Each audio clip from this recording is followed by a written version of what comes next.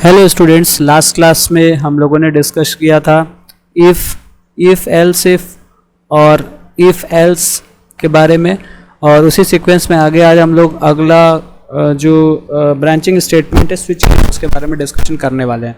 Last class में हम लोगों ने इसका इंट्रो भी देखा था।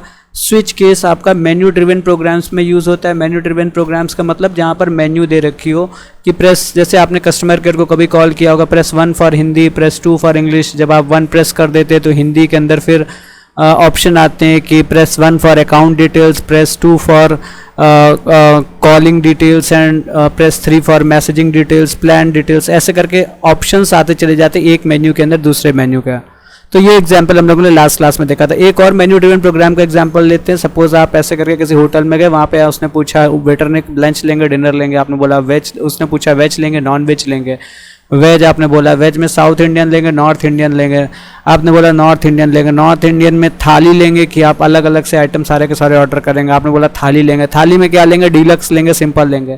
तो इस तरीके के प्रोग्राम्स जहाँ पर मेन्यू डिस्प्ले होता है, पहले मतलब जैसे सिंपल प्रोग्राम्स है, सिंपल प्रोग्राम आपने बनाया, आपने यूज़र से एक इनपुट लिया 2, एक इनपुट लिया 3, दोनों को प्लस किया और सीधे डायरेक्टली क्या कर दिया 5 डिस्प्ले कर दिया। यहाँ यूज़र के पास ज़्यादा कुछ सोचने विचारने के लिए नहीं है। यूज़र के पास क्या है, उसको बोला गया पहला नंबर इंटर करो, पहला नंबर 2 इंटर किया, दूसरा नंबर इंटर करो 3 इंटर किया, और आपने रिजल्ट ऐसे करके 5 करके डिस्प्ले कर दिया। तो इस तरीके से चीज़ें होती हैं।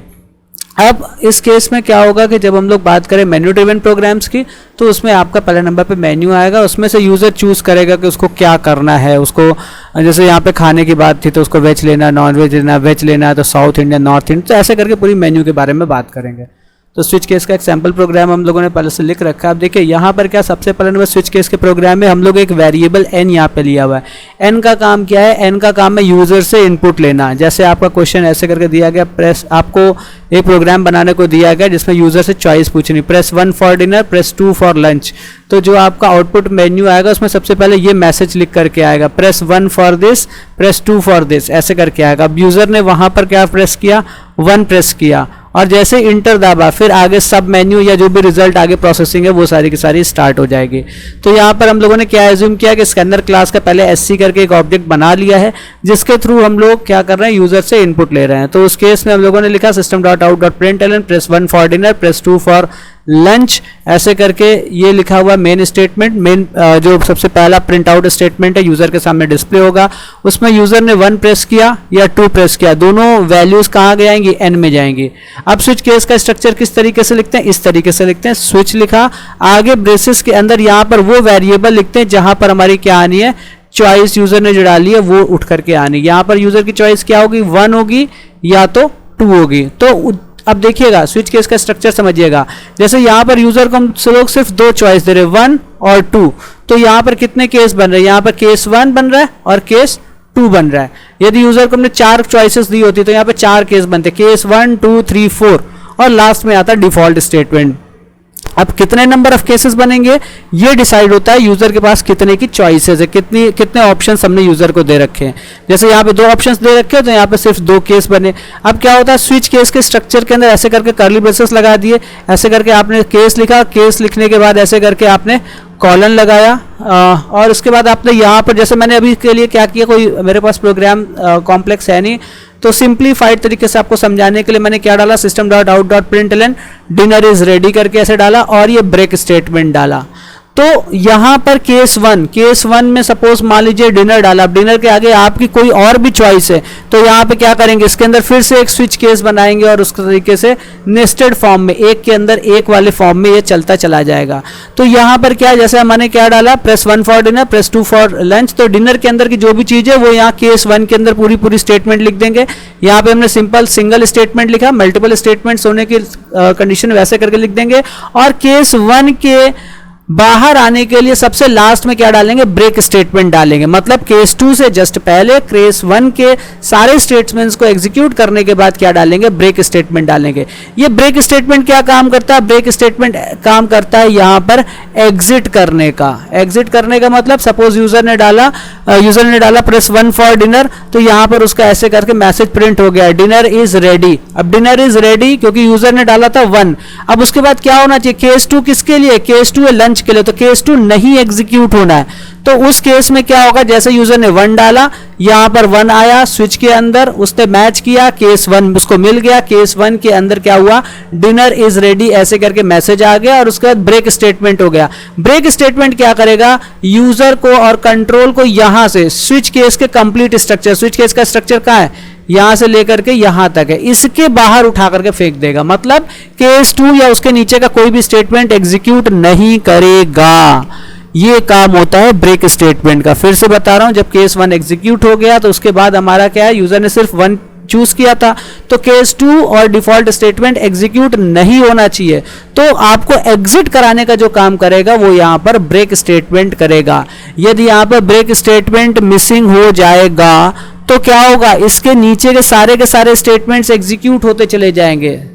फिर से मैं रिपीट कर दूं, यदि ब्रेक स्टेटमेंट यहां से सपोज खुदा ना खास्ता हट गया, ब्रेक स्टेटमेंट आप लिखना भूल गए, तो इसके नीचे के सारे स्टेटमेंट, केस 1 एग्जीक्यूट हुआ, फिर केस 2 एग्जीक्यूट होता चला गया, केस 2 में भी मान लो यहां पर ब्रेक स्टेटमेंट ऐसे करके मिसिंग है, ब्रेक स्टेटमेंट नहीं लिखा हुआ है, तो इसके बाद डिफॉल्ट स्टेटमेंट एग्जीक्यूट होगा और नीचे सारे के सारे एग्जीक्यूट होते चले जाएंगे जब तक स्विच का या तो स्ट्रक्चर खत्म ना हो जाए, मतलब स्विच का स्कोप, स्विच का जो आपका कर्ली ब्रेसेस है वो आपका खत्म ना हो जाए, या फिर दूसरा केस खत्म ना हो जाए, या फिर दूसरा केस उसे कोई ब्रेक स्टेटमेंट मिल ना जाए रास्ते में। ठीक है, उसको कोई ब्रेक स्टेटमेंट रास्ते में ना मिल जाए, तो दोनों केसेस में क्या होगा, तभी जाकर के ये कंट्रोल रुकेगा, अदरवाइज इसके नीचे के सारे स्टेटमेंट्स को एग्जीक्यूट होता चला जाएगा। अब क्या हुआ, यूजर ने मान लो 1 की जगह पे प्रेस किया 2, तो उस केस में यहां पर 2 की वैल्यू आएगी n के अंदर और केस 2 एग्जीक्यूट होगा which is written for lunch. तो उसमें क्या आएगा, लंच इज रेडी करके आ जाएगा और ब्रेक स्टेटमेंट आकर के बाहर आ जाएगा। अब क्या हुआ, यदि यूजर ने कोई भी वैल्यू अदर देन 1 और 2 इंटर करी, तो उस केस में क्या होगा, 1 और 2, क्योंकि 1 और 2 के लिए 1 आएगा तो केस 1 एग्जीक्यूट होगा, 2 आएगा तो केस 2 एग्जीक्यूट होगा। अदर देन 1 और 2 यूजर ने कोई भी वैल्यू इंटर करी, तो उस केस में क्या होगा, डिफॉल्ट स्टेटमेंट एग्जीक्यूट होगा। और डिफॉल्ट स्टेटमेंट में जनरली हम लोग क्या डालते हैं, यही स्टेटमेंट डालते हैं, system.out.println please inter proper choice between 1 and 2, या जैसे 4 ऑप्शंस है तो please inter a proper choice between 1 and 4, तो इस तरीके से डालते हैं। तो जब भी यूजर के सामने यहां पर ऐसे करके मेन्यू है, यूजर ने सपोज 1 की जगह 11 इंटर किया, तो आ जाएगा please inter a proper choice between 1 and 2, ऐसे करके मैसेज आपका आ जाएगा। तो इस तरीके से मेन्यू ड्रिवन प्रोग्राम्स लिखे जाते हैं। यहां पर जो भी वैल्यू यूजर इंटर करेगा वो n के अंदर जाएगी, वो वैल्यू उठ करके यहां पर आएगी। अब उस n के अंदर यदि 1 आया है तो केस 1 एग्जीक्यूट होगा, उस n के अंदर यदि 2 आया है तो केस 2 आपका एग्जीक्यूट होगा। यदि कोई और नंबर 11, 12, 13 आया जो कि आपका ऑप्शन यहाँ पर नहीं है, आपने नहीं दिया है, press 1 for dinner, press 2 for lunch दिया है, press 3 for something, press 4 for something दिया, और 11 या 12 या 20 या 100 एंटर कर दिया, उस केस में बाय डिफॉल्ट स्टेटमेंट एग्जीक्यूट हो जाएगा। आई होप स्विच केस का स्ट्रक्चर आपको क्लियर हो गया। स्विच केस में ब्रेक स्टेटमेंट और डिफॉल्ट स्टेटमेंट का क्या रोल है वो आपको पता हो गया। अब चलिए कुछ जो आपके थ्योरी क्वेश्चंस बनते हैं इस ब्रांचिंग स्टेटमेंट्स वाले चैप्टर से, वो आपके स्विच केस से ही सबसे ज्यादा बनते हैं, 1 या 2 नंबर वाले जो थ्योरी क्वेश्चंस होते हैं। तो उनको देख लेते हैं। 3 जो सबसे पॉपुलर क्वेश्चन है, पहला है इंपॉर्टेंस ऑफ ब्रेक स्टेटमेंट। अभी हम लोगों ने देखा इंपॉर्टेंस ऑफ ब्रेक स्टेटमेंट क्या था। ब्रेक स्टेटमेंट जब आपका मिसिंग होगा तो उसके नीचे के सारे कोड एग्जीक्यूट होते चले जाएंगे। कब तक, जब तक स्विच का स्ट्रक्चर खत्म ना हो जाए या नेक्स्ट ब्रेक स्टेटमेंट मिल ना जाए। तो इसको लिख लेते हैं, इंपॉर्टेंस ऑफ ब्रेक स्टेटमेंट क्या है। इसके नीचे के हिंदी में लिख रहा हूं ताकि ज्यादा देर तक याद रहे। सारे के सारे केस एग्जीक्यूट होते चले जाएंगे, एग्जीक्यूट होंगे जब तक कि अगला ब्रेक स्टेटमेंट ना मिल जाए, जब तक कि अगला ब्रेक स्टेटमेंट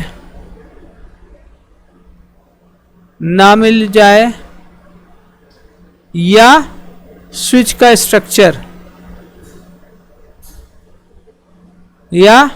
स्विच का स्ट्रक्चर ख़त्म ना हो जाए, या स्विच का स्ट्रक्चर ख़त्म ना हो जाए। ठीक है, इसके नीचे के सारे स्टेटमेंट्स एग्जीक्यूट होते चले जाएंगे जब तक कि अगला ब्रेक स्टेटमेंट ना मिल जाए या स्विच का स्ट्रक्चर खत्म ना हो जाए। ये तो था इंपॉर्टेंस ऑफ ब्रेक स्टेटमेंट। अब अगला है fall through condition. Fall through condition क्या होती है? फॉल थ्रू कंडीशन होती है कि जैसे फॉल थ्रू कंडीशन होती है जैसे यहाँ पे ब्रेक स्टेटमेंट मिसिंग हो गया तो इसके नीचे के सारे स्टेटमेंट्स एग्जीक्यूट होते चले जाते हैं, इसको बोलते हैं फॉल थ्रू कंडीशन। ठीक है, तो बेसिकली फॉल थ्रू कंडीशन क्या होगी? जब कोई भी ब्रेक स्टेटमेंट मिसिंग होगा,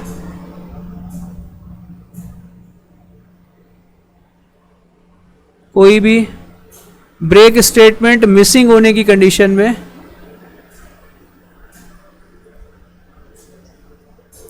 कोई भी ब्रेक स्टेटमेंट मिसिंग होने की कंडीशन में उसके नीचे के सारे स्टेटमेंट्स एग्जीक्यूट होते चले जाएं। यहाँ पर जो क्वेश्चन था ये था इंपॉर्टेंस ऑफ ब्रेक स्टेटमेंट। तो ब्रेक स्टेटमेंट का जो आपको इसको इस तरीके से लिखना है कि ब्रेक स्टेटमेंट का काम होता है कि जैसे ही आपका कोड एग्जीक्यूट हो गया, जैसे ही आपका केस एग्जीक्यूट हो गया, केस एग्जीक्यूट होने के बाद स्विच के स्ट्रक्चर से आपका कंट्रोल बाहर आ जाना चाहिए। ये होता है इंपॉर्टेंस है working of break statement. Fall through condition में यदि आप इस तरीके से आंसर लिखेंगे तो वो आपका ज्यादा अप्रोप्रिएट होगा।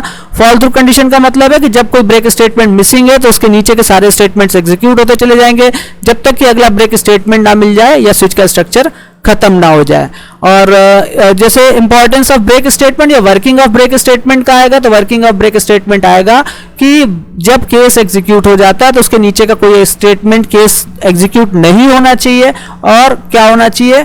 कंट्रोल आपका कोड से बाहर आ जाना चाहिए, स्विच के स्ट्रक्चर से बाहर आ जाना चाहिए। ये काम होता है ब्रेक स्टेटमेंट का। अगला यूसेज ऑफ डिफॉल्ट स्टेटमेंट। जब कोई भी स्टेटमेंट, जब कोई भी केस मैच नहीं करेगा, नो केस मैचिंग, जब कोई भी केस मैच नहीं करेगा तो उस केस में क्या होगा? डिफॉल्ट स्टेटमेंट का काम आएगा और डिफॉल्ट स्टेटमेंट उस केस में एग्जीक्यूट होगा और एक मैसेज प्रिंट कर देगा, please inter proper choice, please inter proper choice, ऐसे करके स्टेटमेंट प्रिंट हो जाएगा। In case of default statement, default statement के केस में क्या होगा? प्लीज इंटर प्रॉपर चॉइस, ऐसे करके मैसेज प्रिंट हो जाएगा और आपको फोर्सफुली करेगा कि आप प्रॉपर चॉइस इंटर करिए जो आपको दी गई है इंटर करने के लिए। ठीक है, तो फिर से एक बार बात कर ले importance of break statement. Break statement का काम होता है कंट्रोल से आपका जैसे केस एग्जीक्यूट हो गया आपको स्विच के स्ट्रक्चर से उठा करके बाहर फेंकना, मतलब आपको स्विच के स्ट्रक्चर से एग्जिट कराना। फॉल थ्रू कंडीशन क्या होती है? जब आपका कोई ब्रेक स्टेटमेंट मिसिंग होगा तो उसके नीचे के ब्रेक स्टेटमेंट के ना आ जाने तक या स्विच के स्ट्रक्चर ना खत्म हो जाए, स्विच के स्ट्रक्चर को खत्म ना हो जाने तक सारे के सारे केसेस को एग्जीक्यूट हो जाना, which is known as fall through condition. Usage of default statement, जब कोई भी मैचिंग केस नहीं होगा तो उस केस में क्या आएगा? डिफॉल्ट स्टेटमेंट एग्जीक्यूट होगा और यूजर को बोलेगा कि आपको प्रॉपर चॉइस एंटर करनी बिटवीन 1 2 या 1 4 जो भी आपके मैचिंग केसेस दे रखे हैं। Thank you everybody. यदि आपने यहाँ तक वीडियो देखा है, आप सभी से रिक्वेस्ट है यदि आपका थोड़ा सा भी नॉलेज गेन हुआ प्लीज़ लाइक शेयर और सब्सक्राइब करना ना भूलें। Thank you once again.